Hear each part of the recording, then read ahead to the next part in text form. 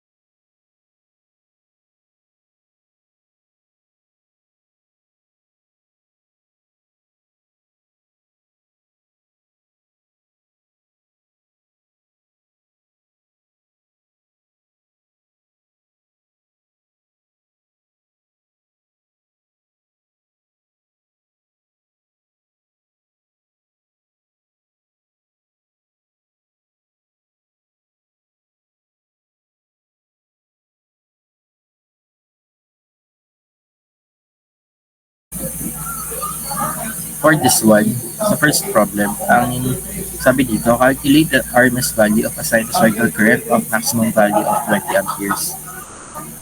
Meron tayo ditong given na maximum value or peak value of 20 amperes and hinahanap natin is the RMS value. To find for the RMS value, if you would recall, yung formula natin for the RMS value of a sinusoidal wave. So, yung RMS value is equal to 1 over square root of 2 times the maximum value. Max over square root of 2 is equal to 20 over square root of 2, which is equal to 14.1421 amperes. For number 2 naman, ang meron tayong given is the average value, which is 150 volts. And value na hinahanap natin is the maximum and the RMS value. For the average value naman, ang formula natin is 2 over pi times the maximum value. From this formula, we can find for the value of the maximum value given na yung average value. So, maximum value is average value 2 times pi over 2. So, 150 pi over 2 is 235.6194 volts. Since meron na tayong value ni maximum value, pwede na natin compute ang RMS value.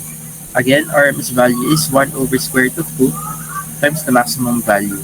And na-compute natin kanina, which is 234.6194 volts. 235.6194 over square root of 2 is 166.6081 volts.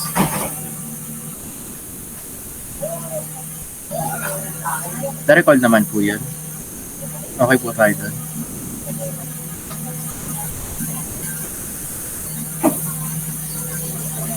Sige po, mag-proceed po tayo sa discussion ng lesson for today.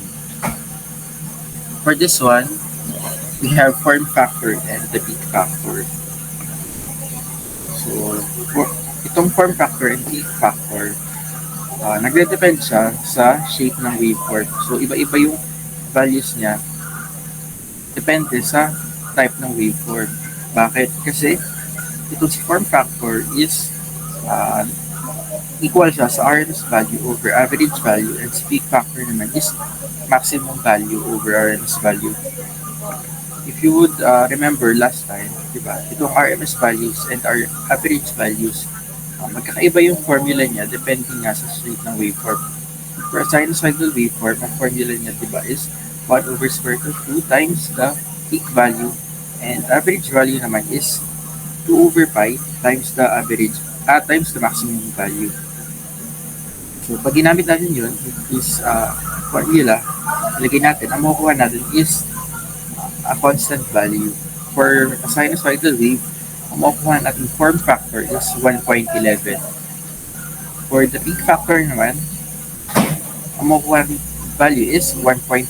So, hindi na yung babago for a sinusoidal wave. For the other types of waveform, makukuha naman natin siya basta alam natin yung values, yung formula for the RMS values and the average values for each type of waveform. For example, itong half wave, meron siya formula for RMS na max over 2 and sa average na max over pi. Once alam natin itong dalawa, makakalculate natin ang form factor and the peak factor for a half wave. So for a half wave, ang form factor niya is 1.57 and peak factor niya is 2. For a triangular wave na may RMS value na max over square root of 3 and average value of max over 2, so yung form factor ng triangular wave is 1.15 and a peak factor of 1.73. So for the other types of waveform, pwede natin siyang i-calculate. Hindi nga, basta alam natin yung formula for the RMS and the average values.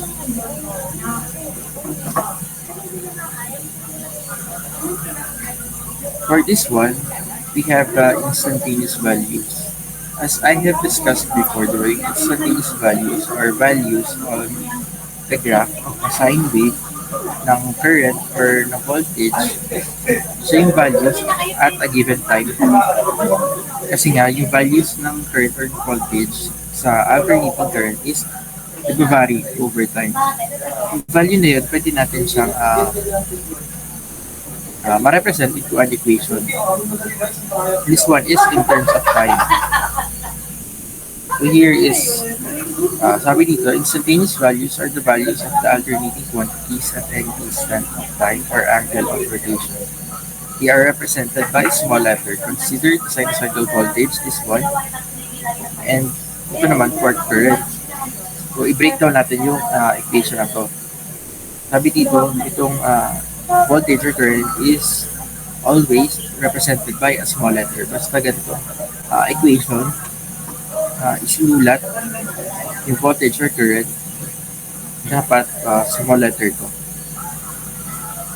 Then we have here yung magnitude sa unahan is 1. This represents the magnitude. So ito yung total, yung maximum value or the peak value ng voltage or the current. M for maximum.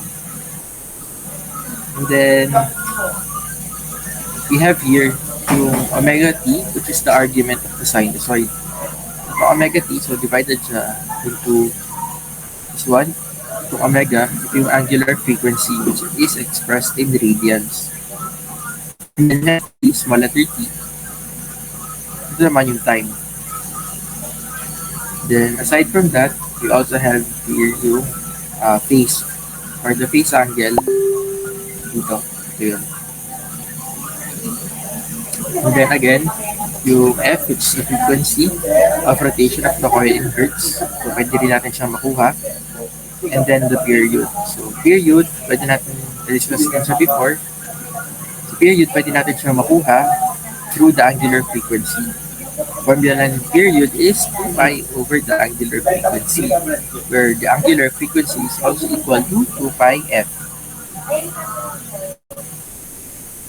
And if you would recall, frequency, ang formula niya, pwede rin siyang reciprocal ng time period 1/2. Ito naman, phasor. Phasor daw is a complex number that represents the amplitude and phase of a sinusoid. Sinusoids are easily expressed in terms of phasors, which are more convenient to work with than sine and cosine functions. So, yung na-discuss ko kanina, yung equation, yun yung time domain representation ng voltage or current. Aside sa time domain representation, pwede rin natin i-represent ang isang sinusoid into phasor domain. So ito yun, polar form na itong magnitude makukuha natin from the time domain equation, which is this one. So ito yung kunin natin magnitude, and then bar angle yung phase angle dito. So this one is an equivalent nito na naka-represent lang into its phasor domain. For this one, sa cosine, wala tayong need i-change sa phase angle.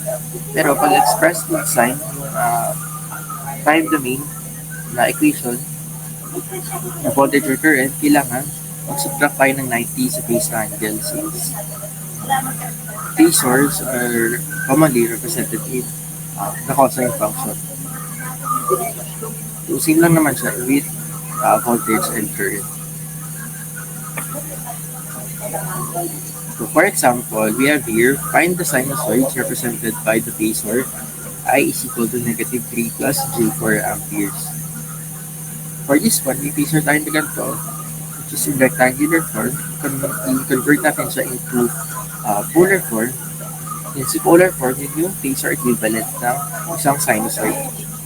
So, negative 3 plus J4 is equal to 5 per angle 126.87 degrees. So, ito yung phasor equivalent ng sinusoid. Then, pag transform natin siya into its time domain representation, so, kunin lang natin itong magnitude dito, which is 5. Then again, cosine omega t plus yung phase angle natin dito, which is 126.87 degrees. Then, remember lang natin na laging small letter to. And then, don't forget yung unity.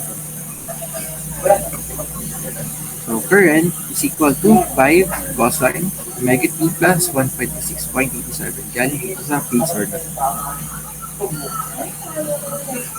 Nakuha po ba yun? Clear naman po tayo doon.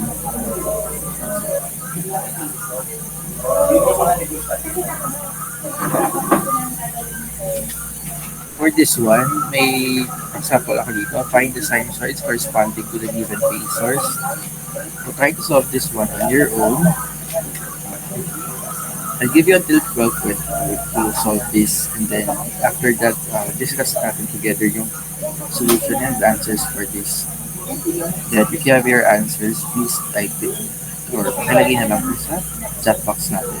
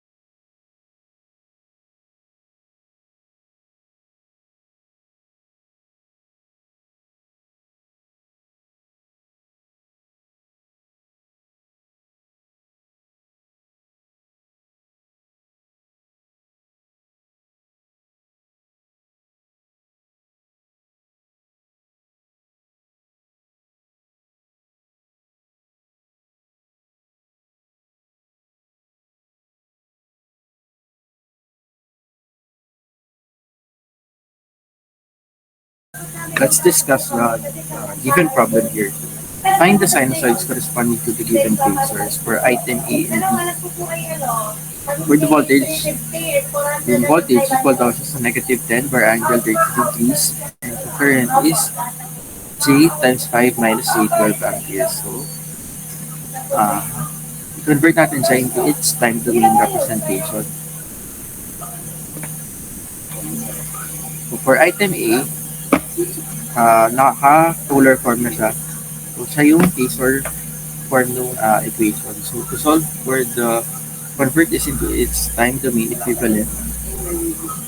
So, kunin lang natin yung uh, magnitude which is dito is negative 10. Negative 10, then again, cosine omega t plus yung base angle na 30 degrees. So, Vt is equal to negative 10 cosine omega t plus 30 degrees volts. For letter D naman, we have I is equal to J times 5 minus J 12 amperes. First na gawin natin is to simplify this equation. 5, itong J times 5 minus J 12, pag simplify is 12 plus J 5.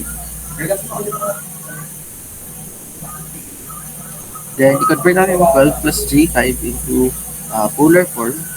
So, magiging 13 per angle, 22.6199 degrees. Then, again, to kunin natin yung time domain representation niya, which is 13 cosine omega t plus yung phase angle, which is 22.6199 degrees amperes. So, ito yung corresponding time domain equivalent itong given phasor sa problem. Nakuha po yun.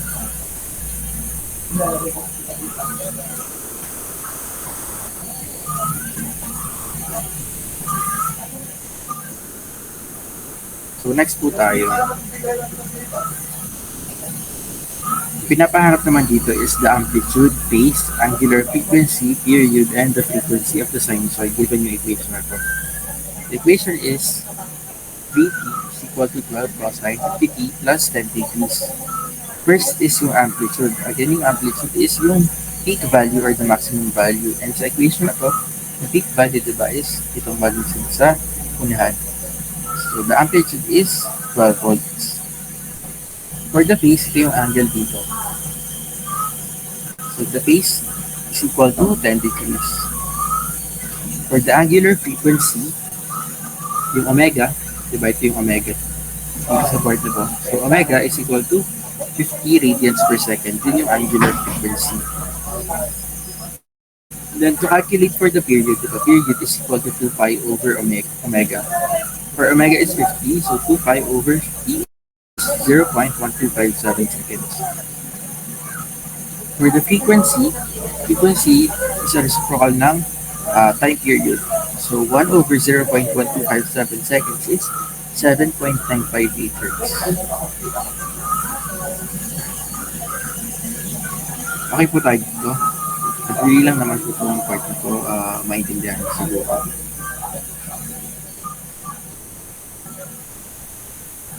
Then for the next part, try pong pang-solve po nito. So again, similar sa problem, pinapahanap is amplitude, phase, angular frequency, period, and yung frequency ng sinusoid.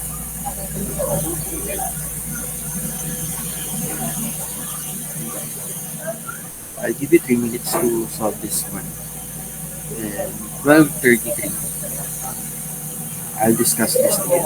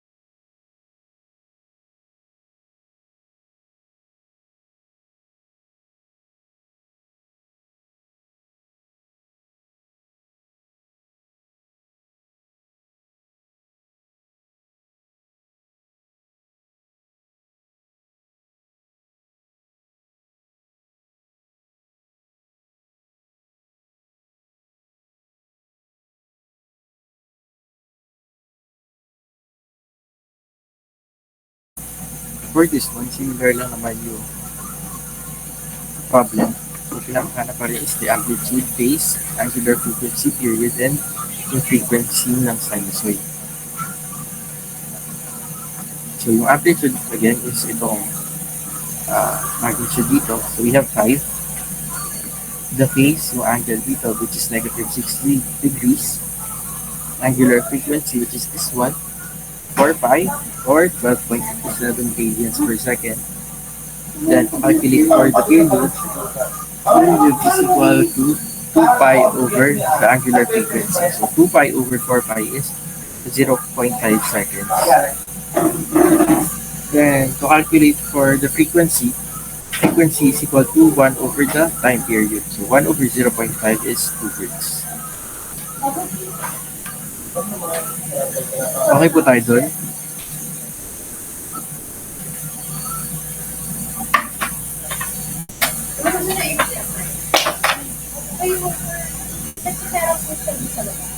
For our next example, so we have the angular frequency, which is equal to 2000 radians per second, and time is equal to 1 millisecond. Find the instantaneous value of each of the currents given here in phasor form. So meron tayo dito ang 3 items or 3 phasors. For the first item, I'll be solving this one. This is solve yung instantaneous value ng current. And for the other 2 items, try nyo muna siya to-solve later. But after I give this one, this solution. So for the first item, we have J10 amperes. Kunin natin yung value ng instantaneous value ng current. So for J10 amperes, convert natin siya into its phasor form, which is 10 bar angle 90 degrees. Then,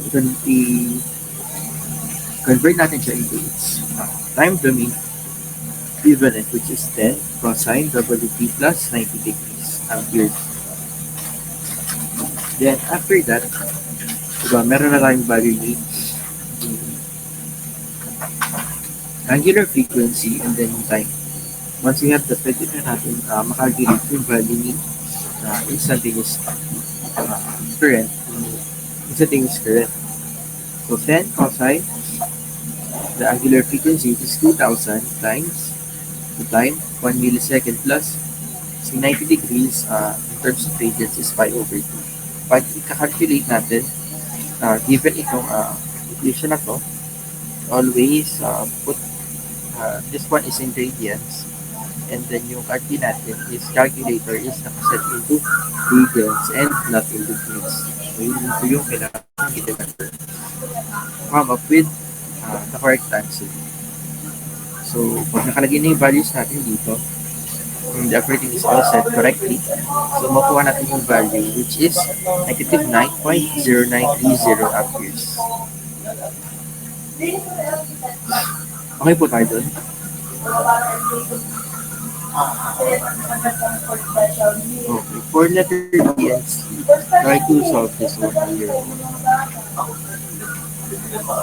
If you have your answers, please put it na lang po sa chat box. Then, halikan ko po kayo ng 12:40 where I'll be discussing yung remaining items for letter D and letter C.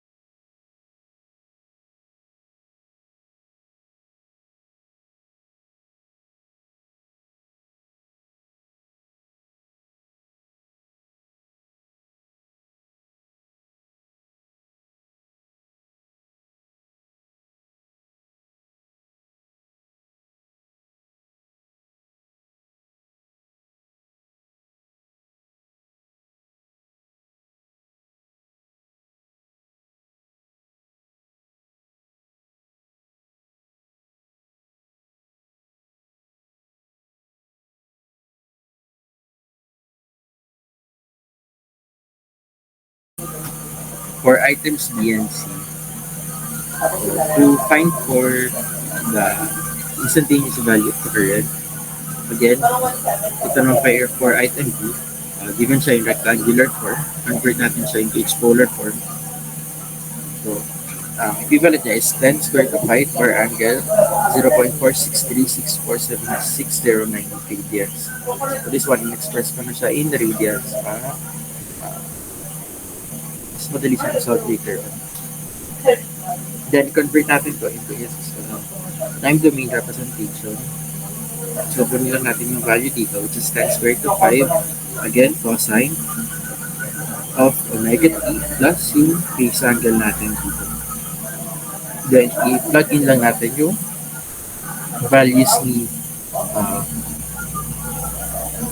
angular frequency, which is 2000, and yung time natin, which is 1 millisecond. And again, reminder, yung calculator natin dapat is nakaset in radians when solving for this one. So, I is equal to negative 17.4159 amperes. The same goes for item C, for 20 plus J times 10 per angle 20 degrees. So, ito naman, again, simplify the equation into its rectangular form, which is this one. And then, kunin natin yung polar equivalent, which is this one naman. And then, i-convert siya into its time domain representation. So, kunin natin again yung value dito, which is the peak value, maximum value, cosine omega t plus yung phase angle, which is in radians. Then, lagay natin yung values ng angular frequency and the time to get the value of the current. So, ang answer for letter C is negative 15.4442 amperes. Clear po tayo doon.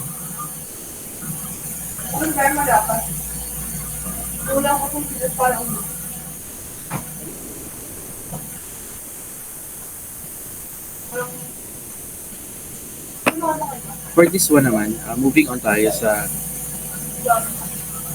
phase relationship of sinusoidal waveforms.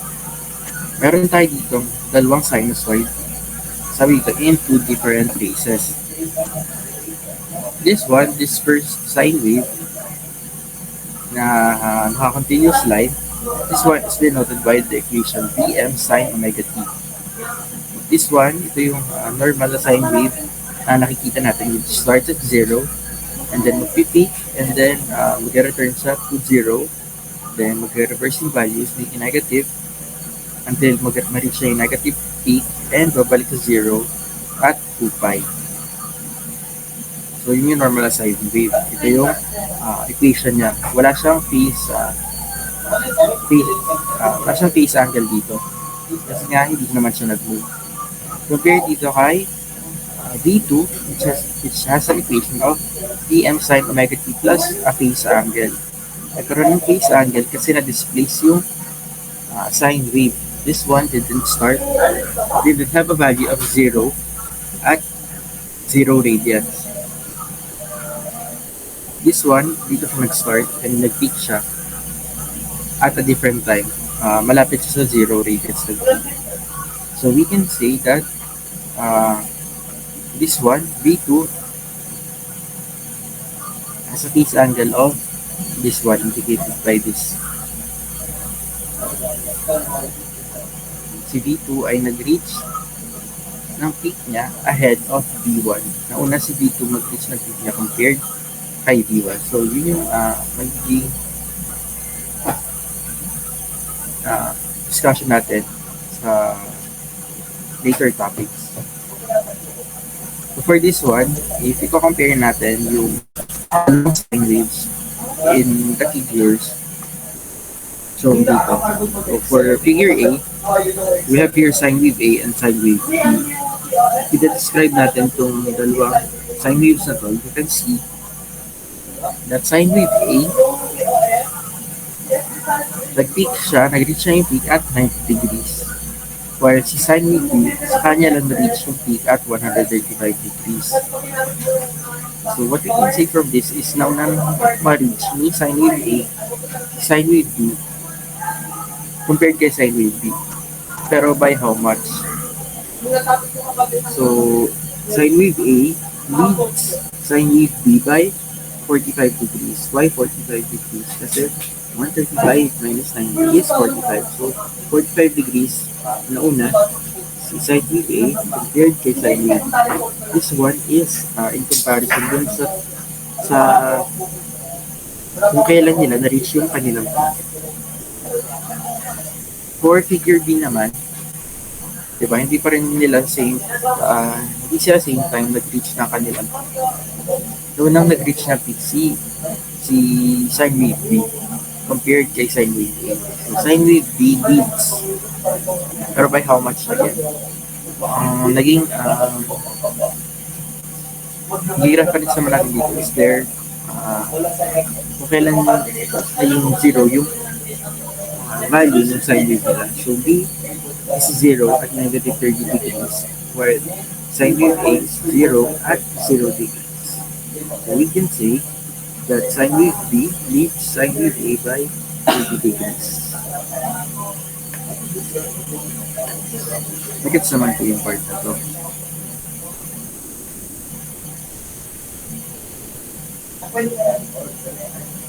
So far, my questions po.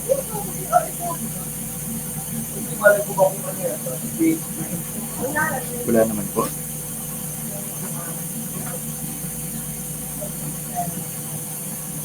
Wala po. Let's proceed. For this one sa left is a waveform representation ng sine waves. And then dito sa right, pwede natin dito ipakita yung phasor representation ng sine waves. So, take note na lang po dito sa diagram na to kasi we'll be using this letter to represent phasors. You have here sine, negative sine, the cosine, the negative cosine. Then, if you would remember again sa previous subjects, na pwede natin kunin yung equivalent ni cosine kay sine. So, cosine, equivalent niya is sine, pero mag-a-apply ng 90 degrees. Si sine naman, pag kuha natin yung cosine equivalent niya, so sine is equal to cosine minus 90 degrees. Dito, mababetter visualize nyo siya kasi, diba, cosine WT is equal to sine omega t plus 90 degrees. Pag nag-add ka na 90 degrees from sine omega t, ang makukuha mo is this one, cosine omega t. So for example, we have this one. Calculate the phase difference between E1 is equal to negative 10 cosine omega t plus 50 degrees and E2 is 12 sine omega t minus 10 degrees. So state which sinusoid is leading and draw the waveform and phasor diagram. So dito, hahanapin natin yung phase difference between E1 and E2. Then, kung sino sa dalawa yung nag-lead, kung sino yung nauuna. Then after that, i-drawing natin yung phasor diagram. Yung waveform, wag na natin siguro i-drawing. Kahit phasor diagram na lang tayo mag-focus. So, to solve this one, pwedeng unahin natin si phasor diagram. Depende sa inyo. For this one, kasi mas madaling i-visualize yung dalawang phasor. Makikita nyo agad yung phase difference nila and kung sino yung nag-lead sa dalawa.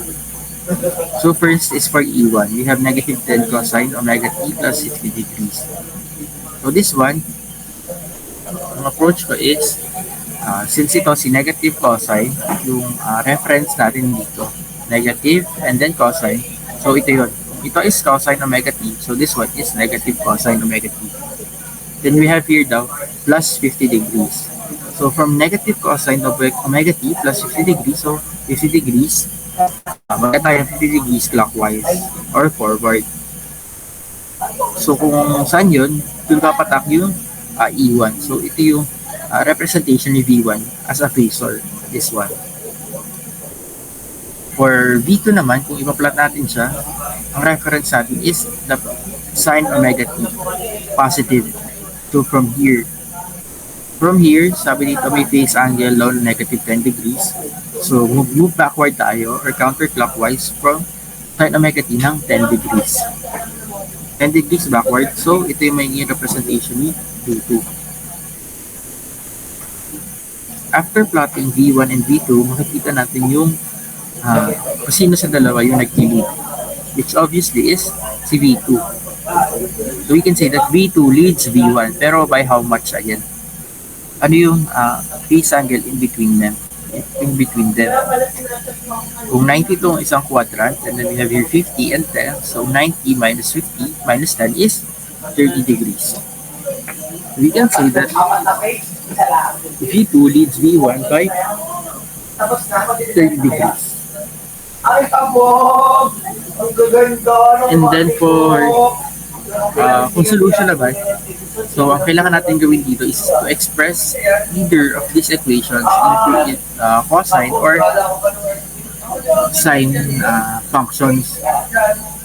For this one, i-convert natin siya into positive cosine equivalents.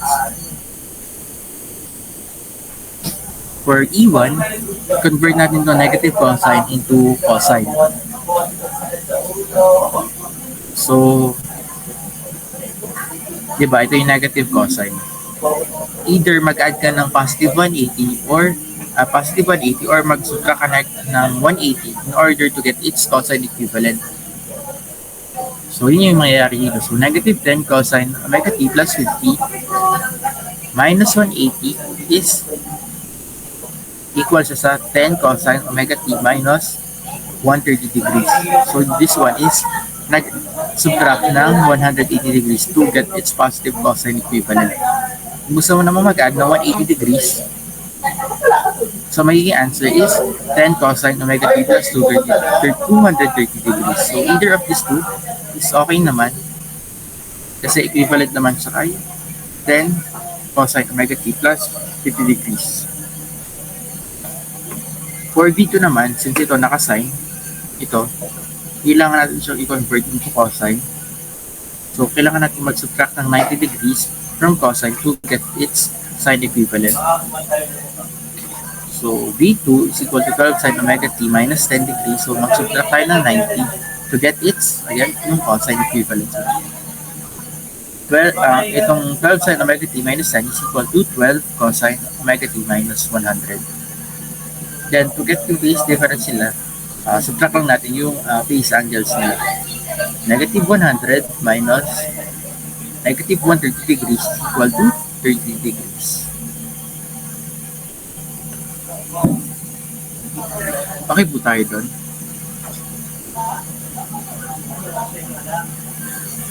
So far, my questions po.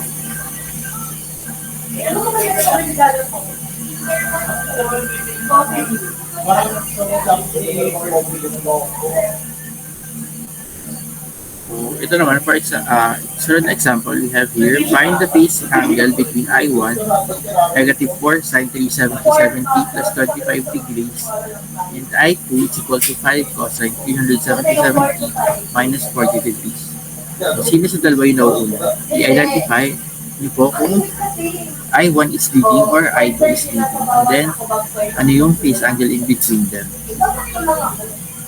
Try to solve this one first on your own.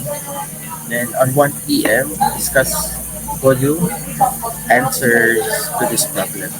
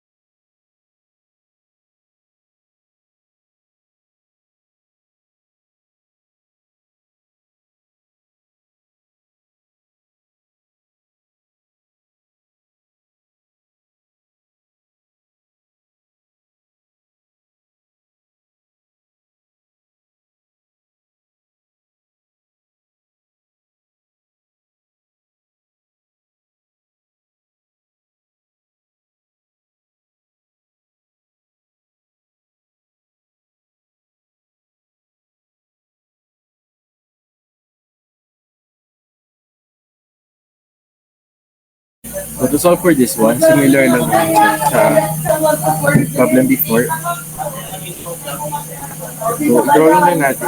Ang ginawa ko dito is convert muna natin again yung either sa dalawa equations into sine or cosine equivalent. For this one, ang kinonvert ko again is yung sine into cosine. To convert sine into cosine,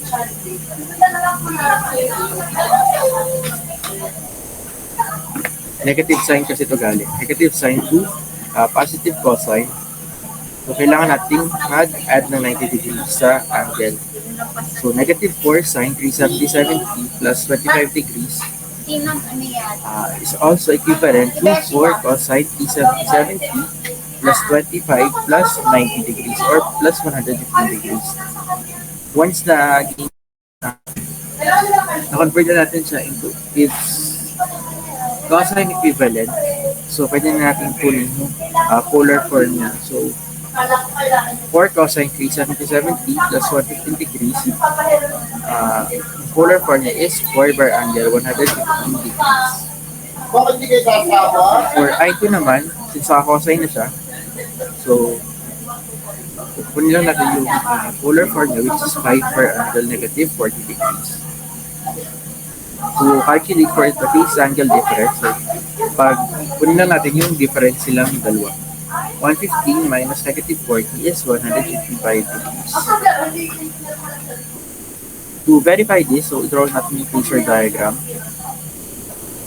So, meron tayo dito nung phasor diagram, i-represent natin itong equation into its phasor. So this one is negative sign. So negative sign, yung reference dito. Then may angle na positive 25 degrees. So 25 degrees from the negative sign. So mag-add lang tayo ng 25 degrees clockwise or forward. So ito yun. Ito ang representation ni I1. For I2 naman, sabi dito, I2 is 5 cosine 377t minus 40 degrees. Reference is positive cosine, which is this one. Then a phase angle of negative 40 degrees. So, subtract tayo ng negative 40 degrees dito. So, mayroon, ito yung representation ni I2. Makikita natin dito yung phase difference in between them, which is this one, yung angle nito, plus this one, plus 90 degrees. So, 90 plus 25 plus 40 is 155. So we can say that I1 leads I2 by 155 degrees. Nakuha po yun.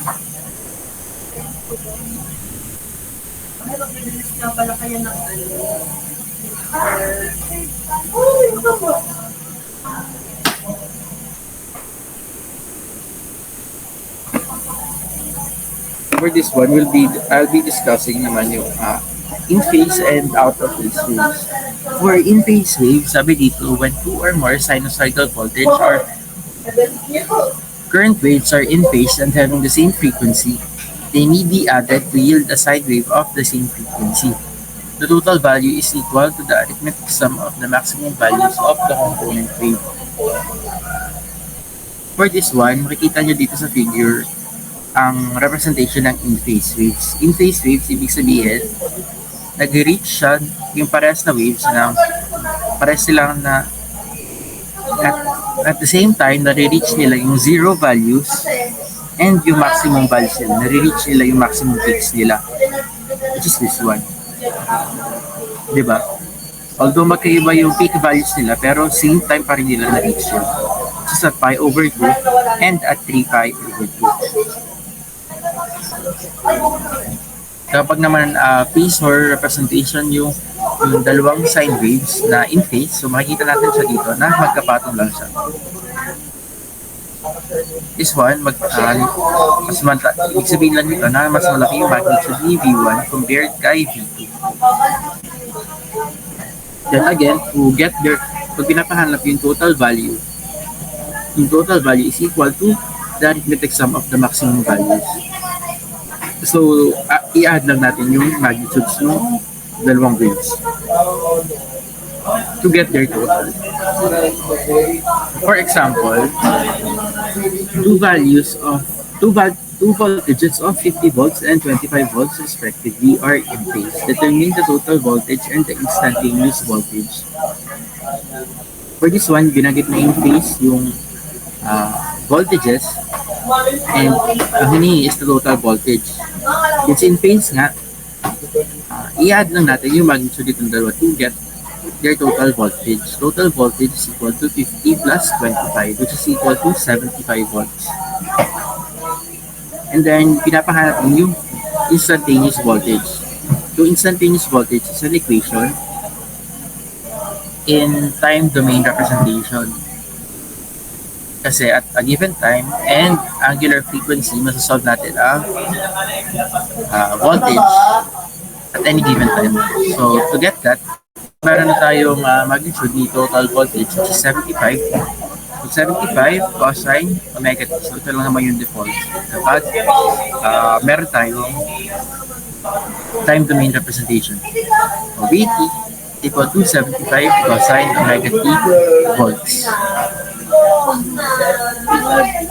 For our next example, we have here, find the total instantaneous voltage equation of the given data. V1 is equal to 20 sine omega t, V2 is equal to 15 cosine omega t minus 90, V3 is equal to negative 10 cosine omega t plus 90, and V4 is equal to negative 20 sine omega t plus 180, and then draw the phasor diagram.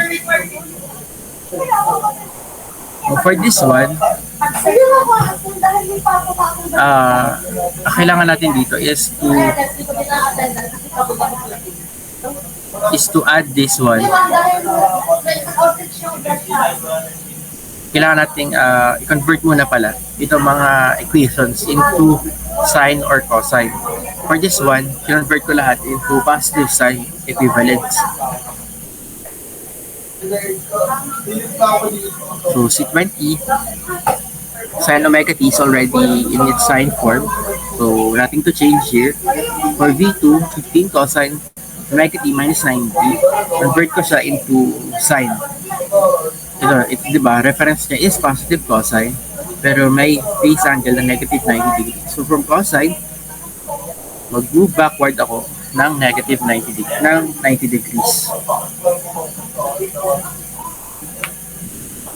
So from cosine minus 90 degrees, so dito pa rin ako papatak kay sine omega t.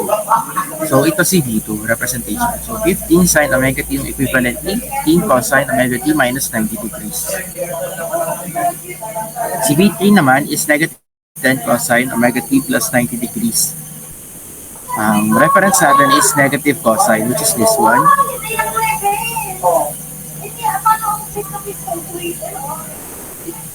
Negative cosine.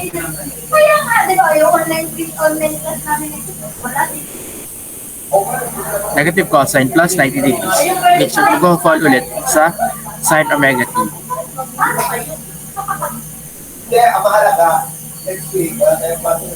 Then for V4, negative 20 sine omega t plus 180 degrees.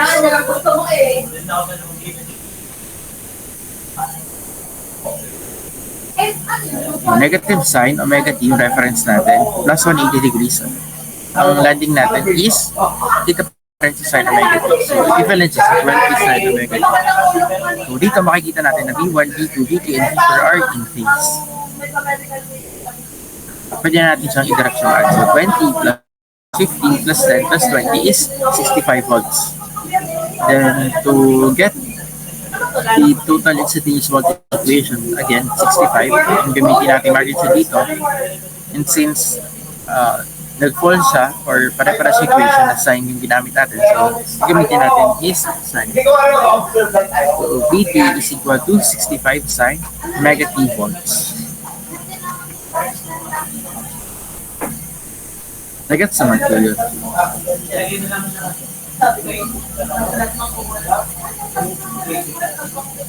Ang bilis ha?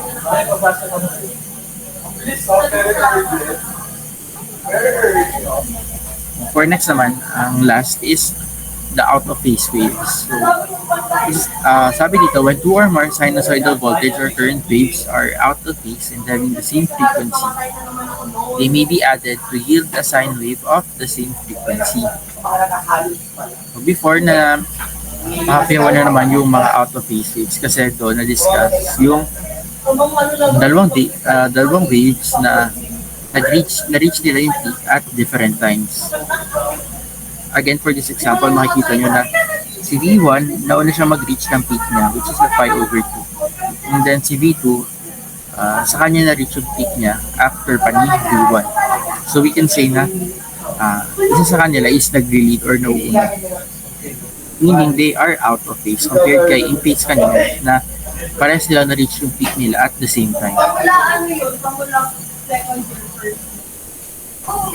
Out of phase sinusoidal quantities can be added or subtracted in two ways.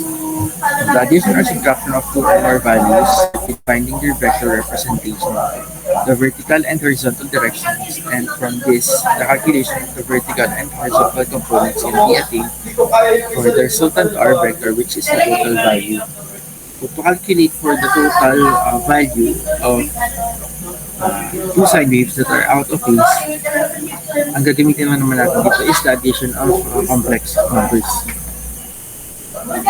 So for example, meron tayo dito out of phase waves na si first current, si I1 is equal to 4 cosine omega t plus 30 degrees amperes. And I2 is 5 sine omega t minus 20 degrees amperes.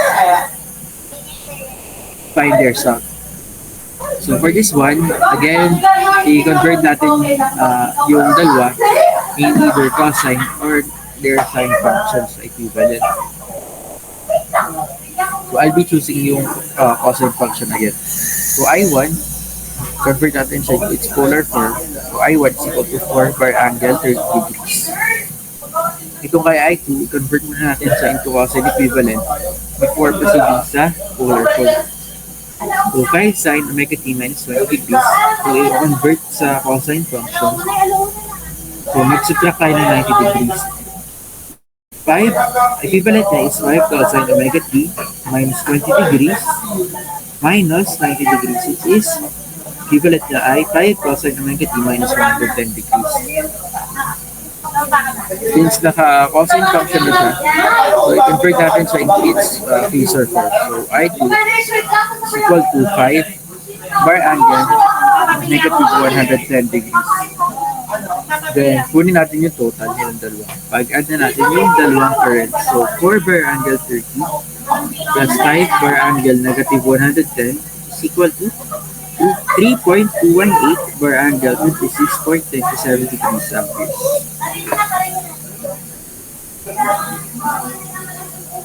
Nagets ko yung part na yun.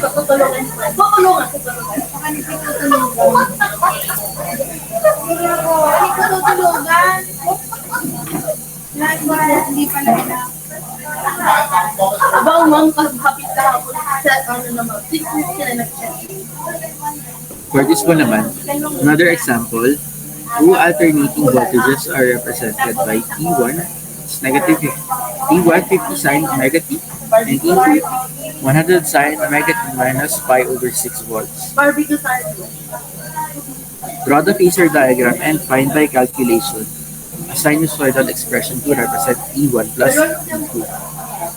Since yung given values natin dito for voltages or equations ay already in both sine function, so pwede ko na siyang direksyong i-add. Kukunin ko muna yung kanilang phasor form. So for V1 is 50 bar angle 0, and then for V2 is 100 bar angle negative pi over 6 or negative 30 degrees. So by adding them, ang total nila is 145.4656 per angle negative 20.1039 volts. If you convert natin siya to its time domain representation, OVT is equal to 145.4656 sine, that's sine tayo galing, sine omega t minus 20.1039 degrees volts. Then, pinapadrawing sa atin yung phasor diagram, EV1 and EV2. V1 sine omega t. So, dito lang natin siya ilalagay. So, this one is the representation of V1. For V2, sine omega t, yung reference natin, pero may phase angle na negative 30 degrees. So, move backwards tayo ng 30 degrees from sine omega t. So, this one, ito yung representation ni V2.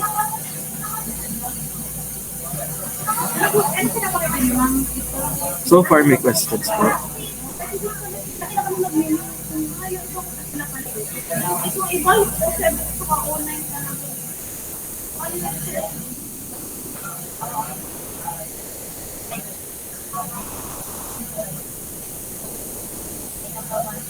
Then for this one, if V1 is equal to negative 10 sine omega t minus 30 degrees volts, and V2 is equal to 20 cosine omega t plus 45 degrees volts, find yung total nilang dalawa. So again, convert muna natin si sine into cosine.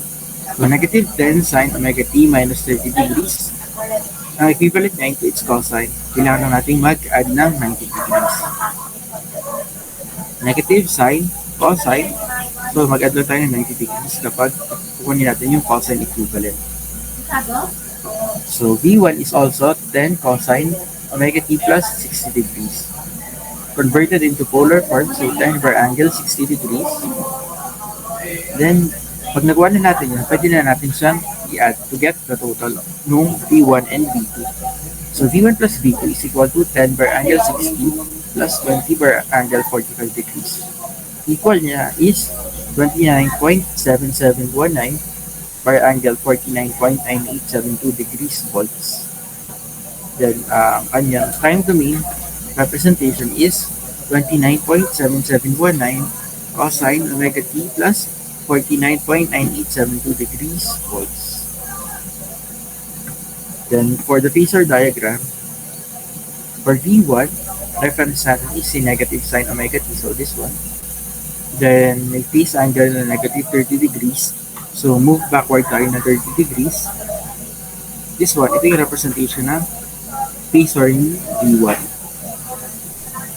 For V2, reference natin is si positive cosine, which is this one.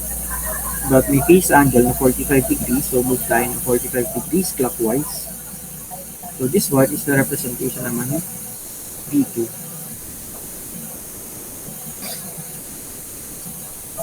Nagets po yung discussion natin for today.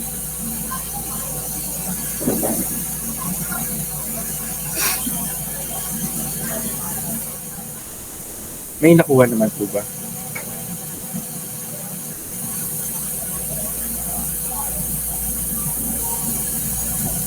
She said that concludes our discussion for this module for introduction of AC circuits. This one is the last example. Again, wala pong tanong.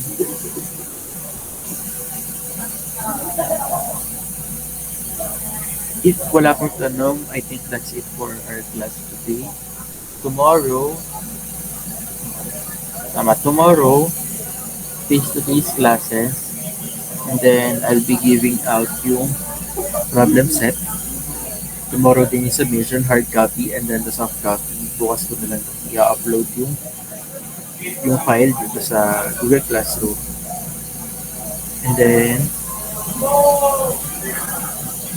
I think that's it. Yun lang. So, I hope natin kayo natutunan for this module. And then, after next week pala. Next week pala ata wala palang classes. Matagal pa pala bago ko ulit yung week. Basta after this, we'll be proceeding to our next module.